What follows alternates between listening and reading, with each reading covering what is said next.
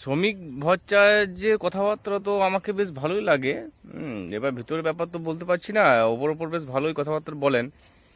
কিন্তু হঠাৎ করে একটা আমি ও মানে প্রেস কনফারেন্স দেখলাম, মানে ইন্টারভিউ, মানে প্রেস কনফারেন্স বলা যাবে না, ইন্টারভিউ বলতে হবে। ইন্টারভিউ তিনি বলছেন যে ওনাকে জিজ্ঞাসা করা হলো গরু মাংস নিয়ে, বললেন যে দেখুন গরু মানে জবরদস্তি করতে কিছু বন্ধ করা যায় না, গরু মাংস যা ইচ্ছা সে খাবে, শুয়োরের মাংস যা ইচ্ছা সে খাবে, এইভাবেই তিনি বললেন। ঠিক আছে, ওকে।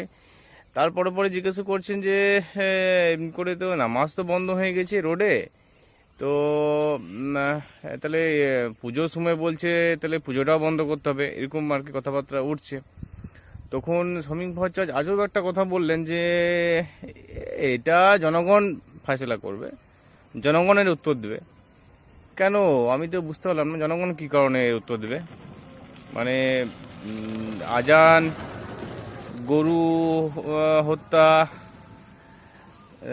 নামাজ, রাস্তার নামাজ, তারপর মসজিদ ভাতা বন্ধ হলো, ঠিক আছে, তার সঙ্গে সঙ্গে ভাতাটাও বন্ধ হয়েছে, ওকে। তো সবই যখন সরকারি আইন শৃঙ্খলার মধ্যে হচ্ছে, পুলিশ প্রশাসন এটাকে দায়িত্ব নিয়ে বন্ধ করছে, তাহলে পুজোটা কেন রাস্তার মধ্যে হবে না হবে না সেটা জনগণ বিচার করবে, এটা কিন্তু আমি বুঝতে পারলাম না। যাই হোক, আমার কাছে এটা খুব দুঃখজনক মানে মনে হয়েছে। হ্যাঁ, তো আমি এর এটা নিয়ে একটুকু আলোচনা করতে চাই যে উনি জনগণকে এইভাবে দায়িত্ব দিতে পারেন না, সেটা খুব ক্ষতিকারক হতে পারে।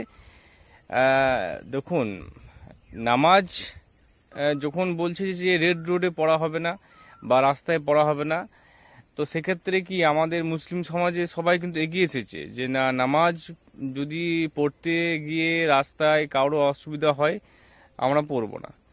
গোহত্যা যদি বন্ধ করতে হয় আমরা গোহত্যা বন্ধ করব। গোহত্যা বন্ধ করতে যে হিন্দু ভাইরা নিজেরা বিপদে পড়ে গেছে, যে তাদের তো বিভিন্ন ধরনের মানে গরু ব্যবসা মানে ক্ষতিগ্রস্ত হচ্ছে, গরু বিক্রি করতে পারছে না। এই যে এইটা অর্থনৈতিক সমস্যার মধ্যে হিন্দু ভাইরা পড়ে গেল। তো সেটা নিয়েও কথাবার্তা চলছে। তো সেখানেও এসে মানে মুসলিম ভাইরা বলছে যে ঠিক আছে, আমাদের গোহত্যা, আজান, আমাদের নামাজ সব বন্ধ করতে, ওকে, আমরা শান্তি চাই, সে যেভাবেই হোক, ভয়ে হোক আর যাতেই হোক। কিন্তু যদি পুজোটা যদি বলেন যে জনগণ ঠিক করবে, সেখানে পুলিশ প্রশাসন কিছু করবে না, তাহলে তো খুব মানে একটা দুর্নীতি দেখতে পাচ্ছি। প্রথম কথা যে দুর্নীতি কীরকম, যে আপনি জনগণের উপর কেন ভিড়িয়ে দিচ্ছেন। আপনি হয়তো এটা বলুন যে আমরা ভারতবর্ষে বাস করি, আমরা পশ্চিমবঙ্গে বাস করি, আমরা বাঙালি, সেই বাঙালি হিসাবে আমাদের কালচার, আমাদের পুজো, আমাদের সংস্কৃতি, আমাদের বছরে একবার আমাদের উৎসব, সেটা কিন্তু আমরা কিন্তু রাস্তাতেই পালন করব।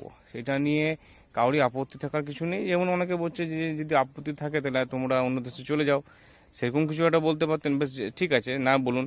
কিন্তু আপনি এইটুকু তো